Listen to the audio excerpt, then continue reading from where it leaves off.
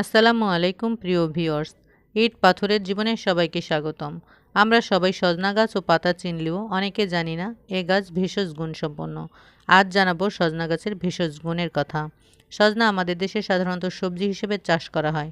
সজনা গাছ খুব বাহারি, বসন্তে ফুল ভরা গাছ অতি সুন্দর দেখায়। এ উদ্ভিদ মরিঙ্গেসি প্রজাতির। সজনার কাঠ নরম, তাই কোনো কাজে না আসলেও সজনার ছাল, আটা ও মূল ভেষজ গুণসম্পন্ন। স্বরভঙ্গ ও গলার ভিতরের ক্ষততে শিকড়ের কদ বিশেষভাবে উপকারী। সজনা পাতা রান্না করে খেলে ইনফ্লুয়েঞ্জা জ্বর ও যন্ত্রণাদায়ক সর্দি রোগের আরাম হয়। সজনা পাতা শুকিয়ে গুঁড়ো করে খাওয়া যায়। সজনার ডাঁটা সবজি হিসেবে ব্যাপক জনপ্রিয়। ফুল থেকে তৈরি করা হয় বিভিন্ন রকমের বড়া।